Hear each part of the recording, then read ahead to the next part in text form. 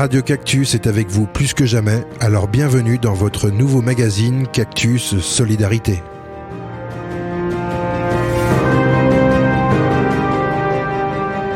Bonjour et bienvenue dans votre émission Cactus Solidarité. Avec moi aujourd'hui, je suis très contente de dire que nous avons Monsieur André Acquery, le président du conseil départemental de Saône-et-Loire. Bonjour Monsieur Acquery. Oui, bonjour. Vous allez bien ?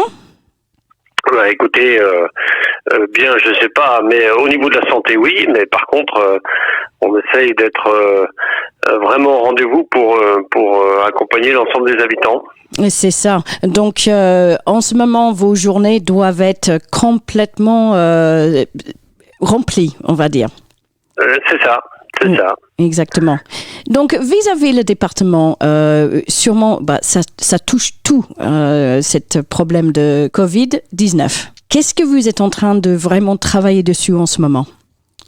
Bon, alors d'abord, il y a plus de 3 semaines, on a adapté évidemment la continuité des services sur l'ensemble du territoire. Oui. Puisque vous savez que le département en charge notamment toutes les questions de solidarité, donc du social, les personnes âgées, l'enfance.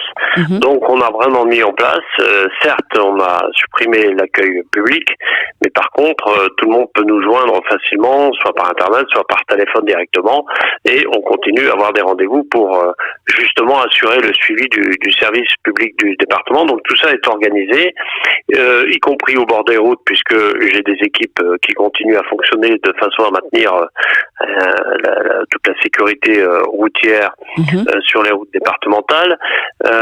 Et puis bien sûr, je veille aussi à ce que l'organisation, puisque je préside aussi les pompiers de ce département, que tout ça fonctionne avec des équipes sur l'ensemble du territoire. Donc on essaye vraiment d'assurer un maximum toutes nos missions du département.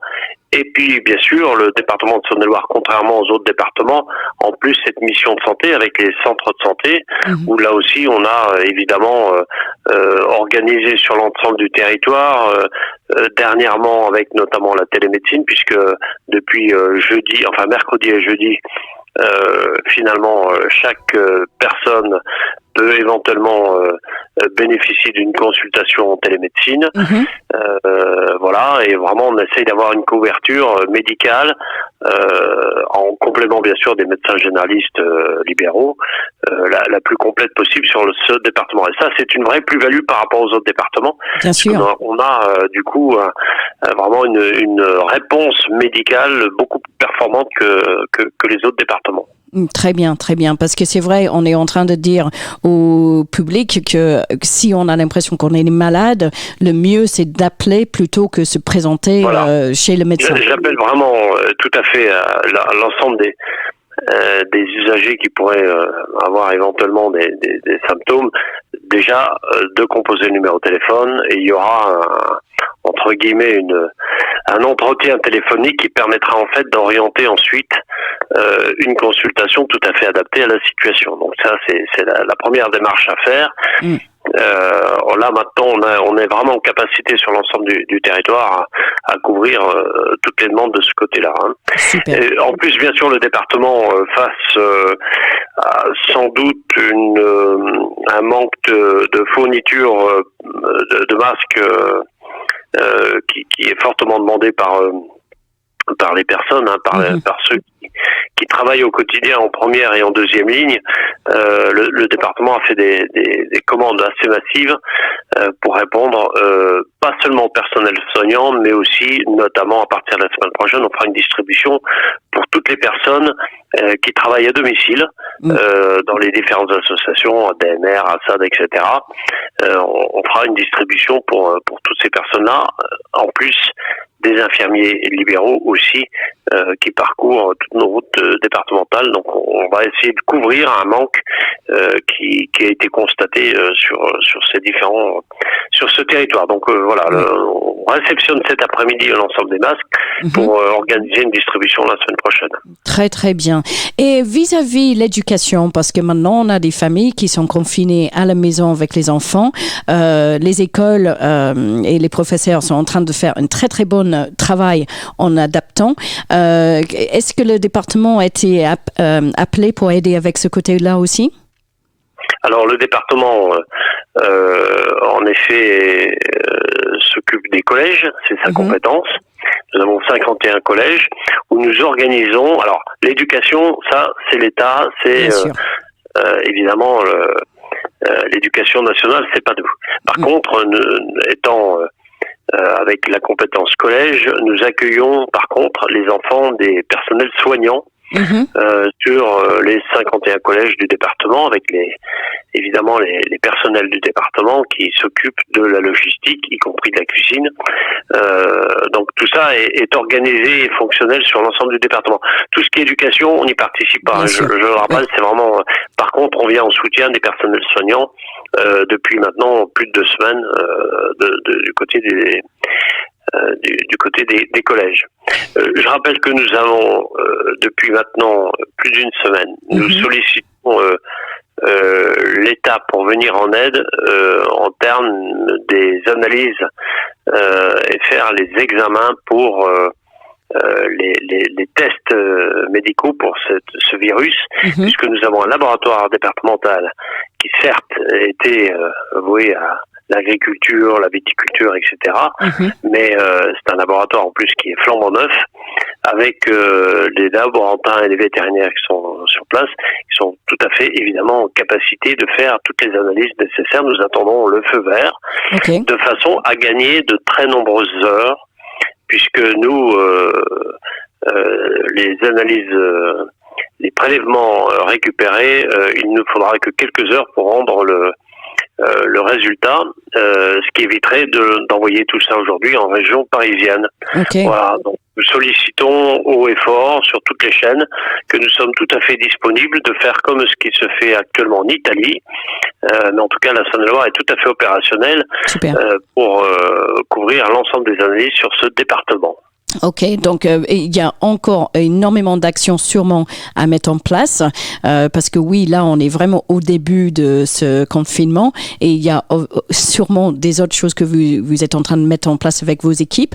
Juste une question un peu bête, mais comment vous arrivez de gérer votre équipe, le fait que maintenant vous aussi, vous n'avez pas le droit de se regrouper tout le temps? Alors, on organise les choses d'une manière très simple. Bon, moi, évidemment, en tant que président, je continue à malgré tout, à sortir, à être aux côtés de mes équipes. Bien sûr. Bien sûr, dans les règles de l'art et règles de sécurité, mais je ne reste pas à la maison. Mais on organise en effet énormément de réunions tous les jours, par exemple. Pour un exemple très concret, tous les jours, il y a une réunion avec le préfet dans une salle par visioconférence avec l'ensemble des services de l'État et du département de façon à coordonner nos actions. Hier soir à 17h, j'étais là aussi en téléconférence avec le président de l'ARS région Bourgogne-Franche-Comté, le préfet de région et l'ensemble de mes collègues présidents de la région Bourgogne-Franche-Comté, de façon entre président de département, l'ARS et le préfet de région, vraiment à coordonner nos efforts, nos actions et à être complémentaires les uns vis-à-vis des autres. Voilà, donc pour le coup, la collectivité départementale, l'État et évidemment les différents organismes qui interviennent sur la santé ont tout leur sens puisque on travaille vraiment main dans la main. Donc ça, c'est des exemples. Tous les jours, nous sommes voilà. Il y a les points réguliers matin et soir, et puis dans la journée, je vous dis d'autres points d'information et d'intervention sur l'ensemble du département. Voilà.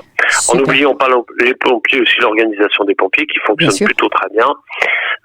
J'ai pu mettre en avant d'ailleurs que évidemment nous avions un appel, enfin je veux dire un nombre de volontaires, pompiers volontaires exceptionnels tous les jours aujourd'hui sur qui on peut s'appuyer, et vraiment je tenais à les saluer une nouvelle fois pour leur engagement avec les pompiers professionnels bien sûr. Oui, parce que c'est vrai, en ce moment on voit qu'il y a énormément d'actions qui sont en train d'être mises en place par les gens pour vraiment aider la communauté, et sûrement vous êtes là pour soutenir tous ces efforts-là. soutenir, organiser, coordonner. C'est ça aussi. Et puis être aussi quelquefois à l'initiative d'idées. L'exemple du laboratoire, on est une. Voilà, on propose, on a des capacités d'aller plus vite sur les analyses. Je regrette d'ailleurs que tant de décisions soient aussi longues, hein, parce que nous sommes en capacité de le faire. Voilà. C'est aussi notre rôle, hein, d'inciter des initiatives, et puis bien sûr d'accompagner l'ensemble des services qui sont sur le terrain. Et vraiment, une nouvelle fois, moi, je voudrais vraiment tirer mon grand coup de chapeau, bien sûr aux personnels soignants, mais pas que, tous ceux qui sont sur le terrain, que ça soit dans les différents commerces alimentaires, c'est vital, que ça soit aussi sur des personnes dont on oublie un peu, mais tous ceux qui travaillent sur le traitement des eaux, sur le traitement des déchets, sur les routiers qui sont là aussi présents et indispensables pour que tout le monde puisse finalement continuer à s'alimenter. Voilà, et puis bien sûr, évidemment, le personnel soignant, les infirmiers, et puis toutes les personnes qui vont à domicile, hein, nos personnes qui interviennent auprès des personnes âgées sont indispensables. Il faut qu'on vraiment les soutienne et on les accompagne. Voilà, en plus des services publics qui sont évidemment présents et sur le pont. Parfait. Bon, Monsieur Acquery, je voudrais bien vous remercier pour avoir nous accordé cette interview. Je sais que votre temps est très, très précieux en ce moment. Est-ce que vous avez un dernier petit message juste pour les auditeurs de Radio Cactus avant que je te laisse? Juste rappeler que tout le monde doit vraiment suivre les consignes de confinement qui sont. On n'est pas.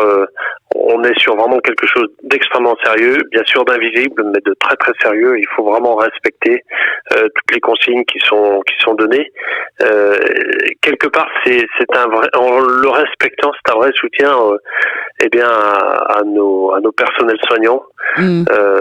Voilà. Donc il faut vraiment que tous en prennent conscience que c'est beaucoup plus grave que ce qu'on pouvait imaginer. Et il y a encore quelques semaines. Ceci dit, si tout le monde joue le jeu, on va s'en sortir assez rapidement maintenant. Ok, c'est parfait.